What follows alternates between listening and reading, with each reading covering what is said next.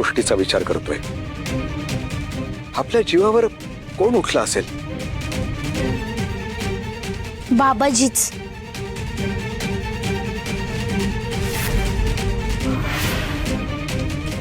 मनोरमा दिवस रात्र ज्याचा जयघोष करतय तो बाबाजी. हो, शंकाच नको. हा हल्ला बाबाजींनीच केला असेल.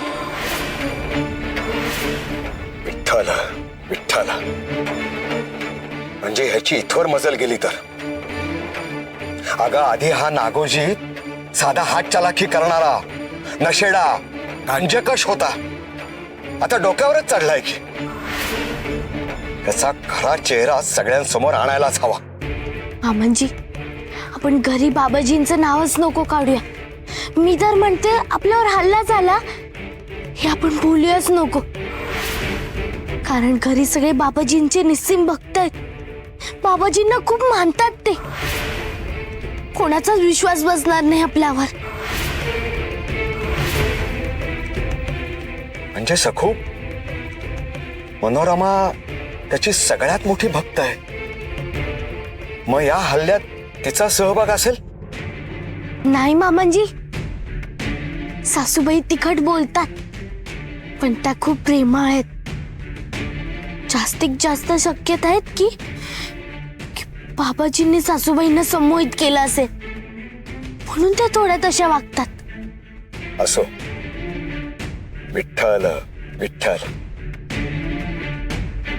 चला.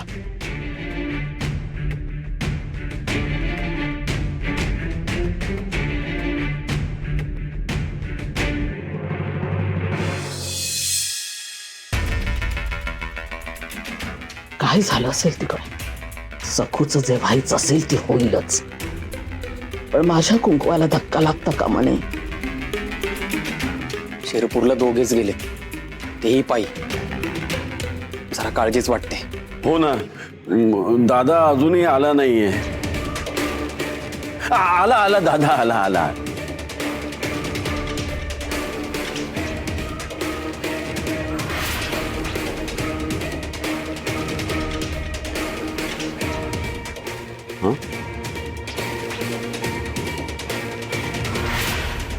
अगं बाई, हे घरी कसे आले? म्हणजे बाबाजींनी यांना संमोहित करून पंढरपूरला पाठवलं नाही? मनोरमा, काय झालं?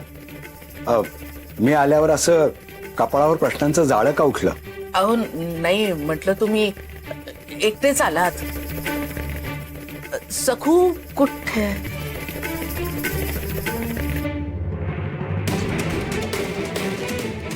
आल्या आल्या, वहिनी आल्या.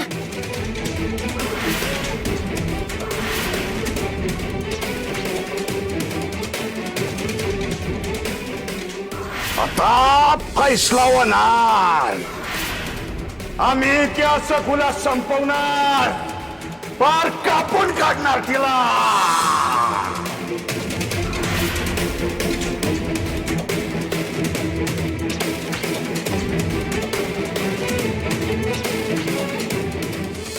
तुझ्या कुकवाला धक्का दी लागणार नाही. वार सखूवर होणारे सखूवर. कसा झाला प्रवास सखू? दर्शन छान झालं ना? हो मनोरमे, खरंच तुझे उपकार आहेत. तुझ्यामुळे मला महिषासूर मर्दिनीचं दिव्य दर्शन घडलं आणि मी हरकूनच गेलो. महिषासूर मर्दिनी नाही रे दादा, शिरपूरला तर आंबा माथा आहे. अरे गजा, आंबेचीच रूप ती. तीच आंबा, तीच जगदंबा, तीच आदिमाता, असुरांचं निर्दालन करणारी तीच महिषासूर मर्दिनी.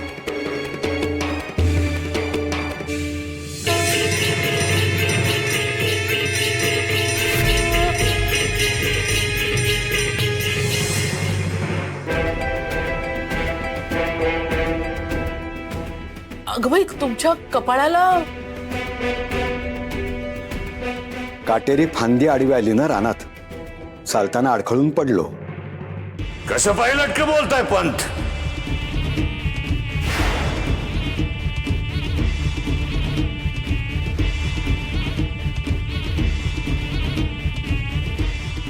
अरे बाबा बाबाजी बाबाजी या ना या बाबाजी असं नसतं बा. नमस्कार. पंत लटक बोलतायत मनोरमे. रानातल्या वाटेवर सखूवर आणि पंतांवर हल्ला झालता.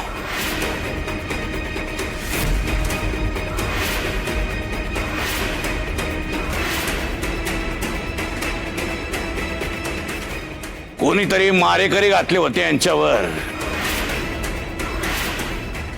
पण जिंगरोबाची कृपा म्हणून दोघं बी वाचले. जय जिंगरोबा. जय जिंगरोबा. आणाला समोर त्यांना.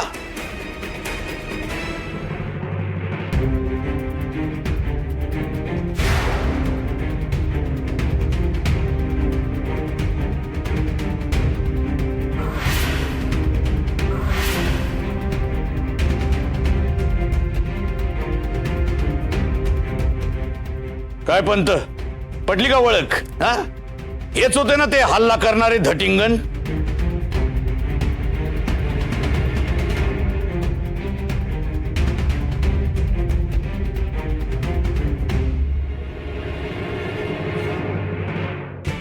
तसं सखूवर जिंगरोबाचं सुरक्षा कवच आहेच, म्हणून तर जिंगरोबा कायम सखूला बळ देत असतो.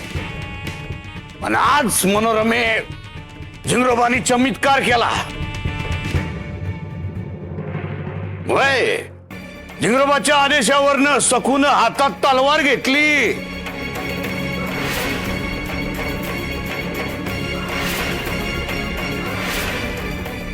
आणि या मारेकऱ्यानं पळवून लावलं.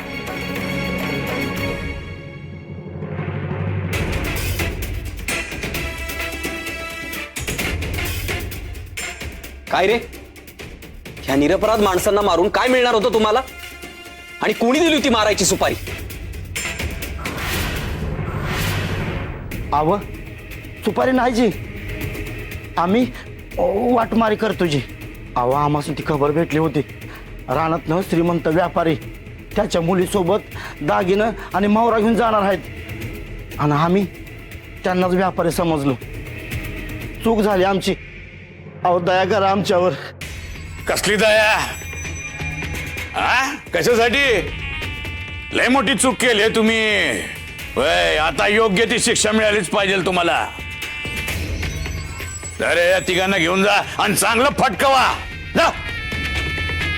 जा घेऊन. बाबाजी, बाबाजी तुम्ही धन्य आहात, थोर आहात. माझ्या कुंकवाचं आणि माझ्या सुनेचं रक्षण केलं तुम्ही, वाचवलं त्यांना. उपकार झाले बाबाजी, उपकार झाले. तुमच्यामुळेच गुरु जिंगरोबांनी कृपा केली आणि या दोघांचे प्राण वाचले. अगं यमुने, बघतेस काय? जा जा, तामण, पाण्याचा तांब्या, पाय पुसायला उपरणं, कुयरी, फुलं सगळं घेऊन ये. जा. हो रमाई. सखू जा, या जीवदानासाठी बाबाजींची पाद्यपूजा करावी लागणार आहे. पुरणपोळीचा नैवेद्य दाखवूया. जा घेऊन ये. जा.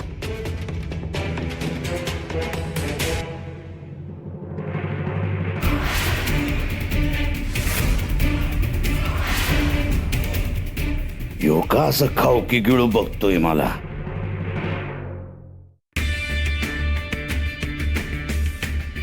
काय गो, गाल का फुगलेत? काही नाही. कुठे काय? मला सांगशील? अगं, पुरणपोळीचा नैवेद्य बाबाजींना द्यायचंय ना, म्हणून फुगलेत ना. या घरात गाल फुगवायची परवानगी सुनाना नाहीये. तो ठेका फक्त तुझ्या सासूचा आणि तिच्या लेकीचा. म्हणून सरळ बघ आणि नीट बोल, नाहीतर त्यावरून बोलणी खाशील. नाही नाही, चुकलंच. वाढते.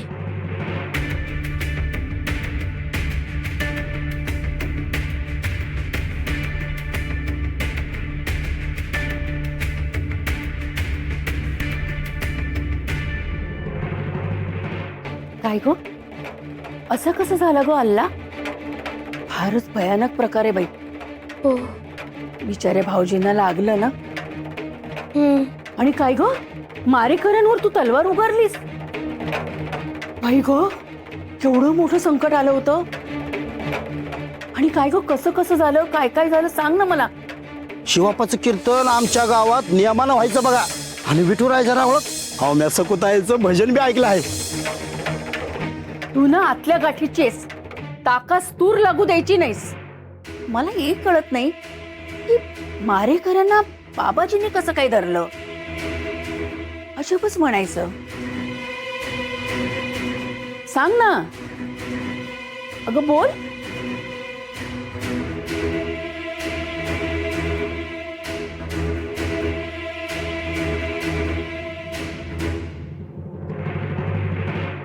हुशार आहे सकू. खरं काय घडलं याचा पत्ता लागू दिला नाही, पण हुशार आहे म्हणून ह्या महामायेला आणि बाबाजींना पुरून उरले.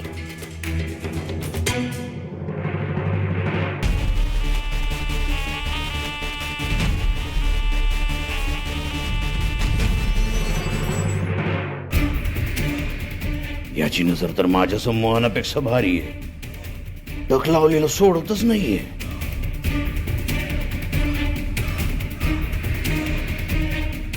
दिगू नैवेद्य दाखव बाबाजी. हो.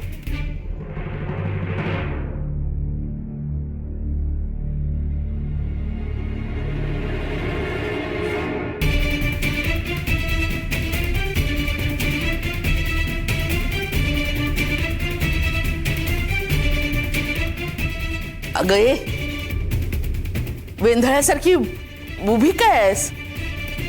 नैवेद्याचं ताट दे बाबाजींच्या हातात.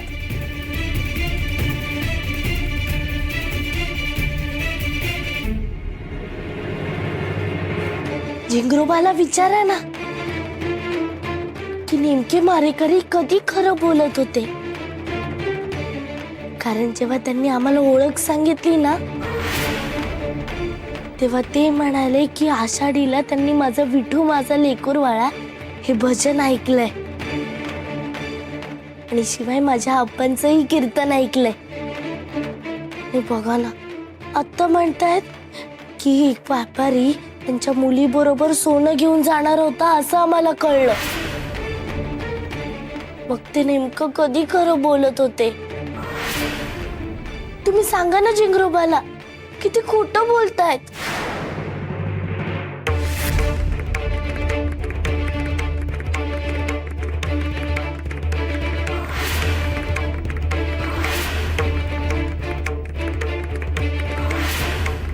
अहो ती पोरगी साधी सुधी नाही बाबाजी. ती स्वतः चामुंडा देवी आहे.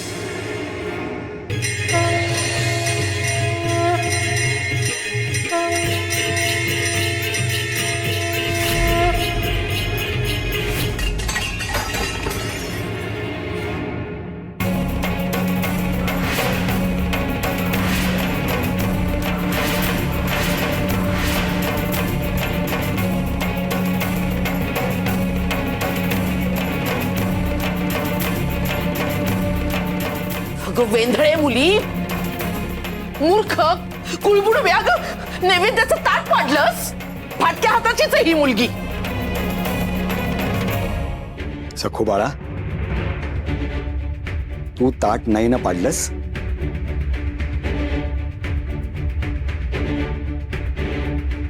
मी बघितलं. मग तसं स्पष्टपणे सांग.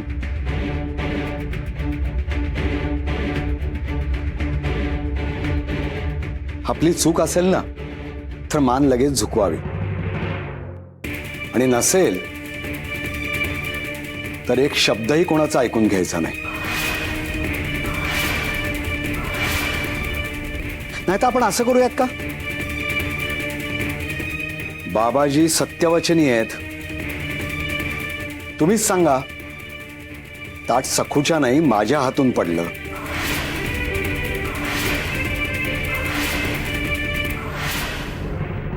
सखूवरती झिंगरोबाची विशेष कृपा आहे असं तुम्हीच म्हणता.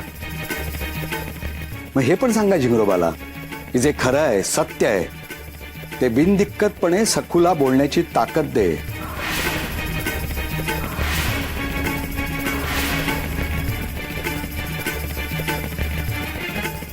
सांगाल ना?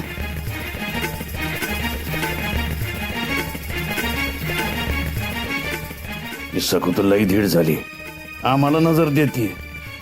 ही सासरा सुनीची जोडी फोडायलाच पाहिजे, नाही तर ही अभद्र युती पुढं लई जड जाणार आहे.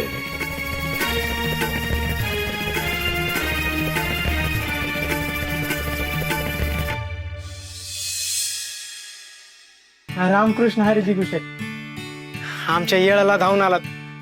अडचण भागली बघा. तुम्हीच तुमची अडचण सोडवली. ही निमित्त. बरं येतो आता.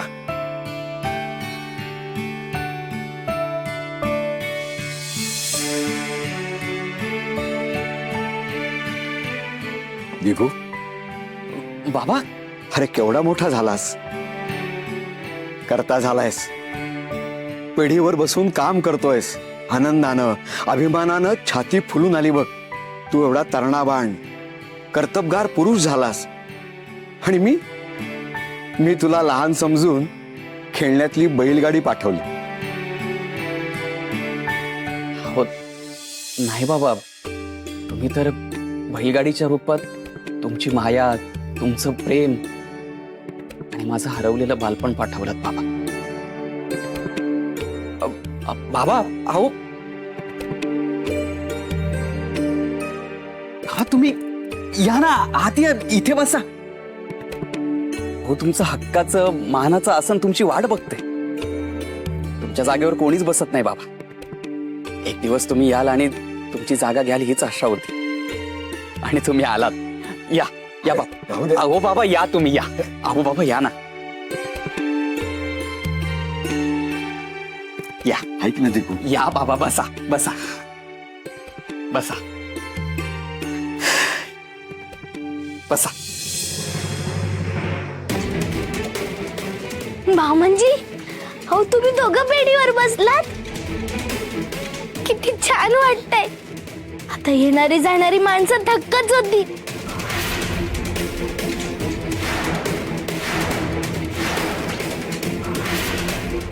आणि मामांजी, आता तुम्ही पण रोज आवूंसोबत पेढीवर बसायला सुरुवात करा.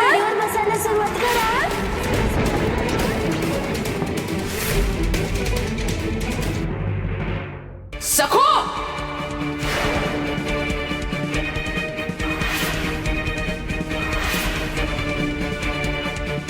काय चाललंय तुझं?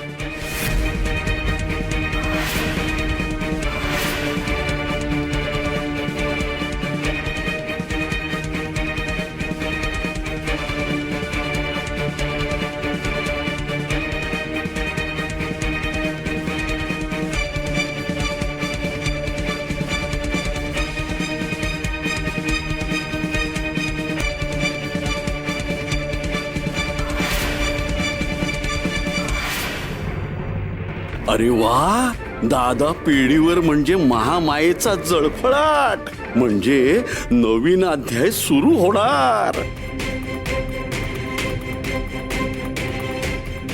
सखो, रमाई, अगं बघ तरी बाबा.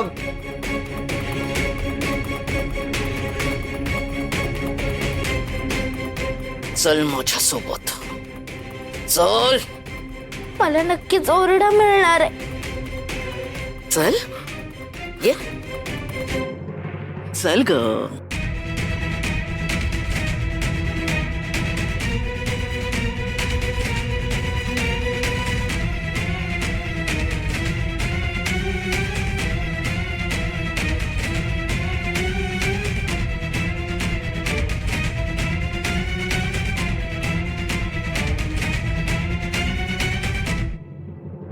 वा वा वा, फटाका फुटणार.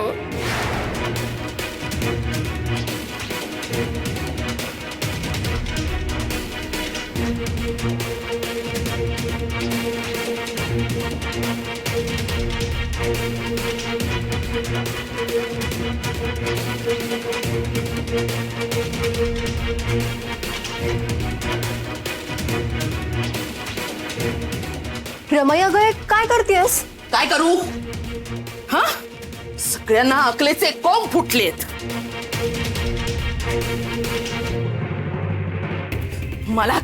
मला चिडवताय मला? अरे लायकी काय आहे तुमची, आणि काय माहिती काय आहे तुम्हाला? पायाच्या टाचा घासून मरमर करून हे सगळं वैभव उभं केलंय. तुम्हाला काय त्याची किंमत? रमाई रमाई रमाई, तुम्ही तर हलवाईच्या घरावर तुळशीपत्र ठेवायलाच बसलेलात. पण आज एकेकाला दाखवतेच.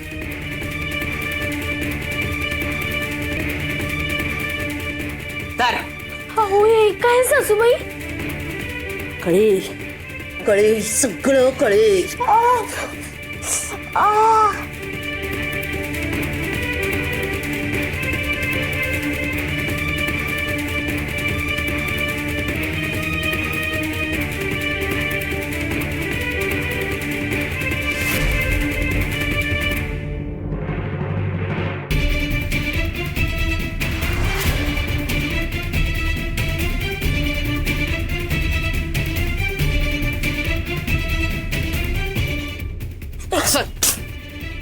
माई अगं हे काय रामाई? काय मलाच उलट विचारताय?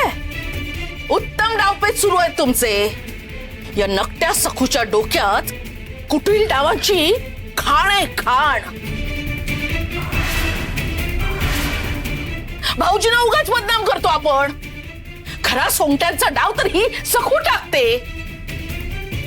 नाही नाही नाही, सखू नाही, राणी सरकार, थकत्या सावकारांची लाडकी राणी. धाकटे सावकार पण आता मोठे झालेत.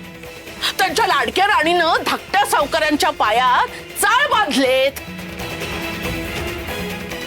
धाकटे सावकार नसतायत तिच्या तालावर. सावकार नसतायत तिच्या तालावर. आणि हो राणी सरकारांनी थोरल्या सावकारांना जणू काही सिंहासनावर स्थापन केलंय. मग घ्या, करा, तुम्हीच करा कारभार. माझ्या मरणांत कष्टाचं, मेहनतीचं, निष्ठेचं, त्यागाचं शेड करून टाका. वाट लावा सगळ्यांची. जाळून टाका, उधळून टाका घरदार. उधळून टाका घरदार. हा पण तुम्हाला तसदी नको. हा हे बघा, सोनं नाणं सगळं या गाठोड्यात बांधलेलं आहे. दैवी बुद्धिमत्ता असलेली चतुर त्रिकाल ज्ञानी सखू माऊली जसं सांगेल ना तसं करा तुम्ही. भाऊजी, सगळ्या देणेकरांना बोलून घ्या. गहाणपत्र वाटून टाका. वाट लावा, सगळ्या वैभवाची वाट लावा. आणि तुम्ही तिघं भिकेचा कटोरा हातात घेऊन गावोगाव फिरून भजन म्हणत, टाळ कुटत, भीक मागा. रमाई अगं ऐकून. बस, माझा आता या सगळ्याशी काहीही संबंध उरलेला नाही. रक्ताचं पाणी करून कमावलेलं सगळं मी तुमच्या स्वाधीन केलंय. आता मी निघाले. आता एक क्षणभरही मी ते थांबणार नाही. आता एक क्षणभरही मी ते थांबणार नाही.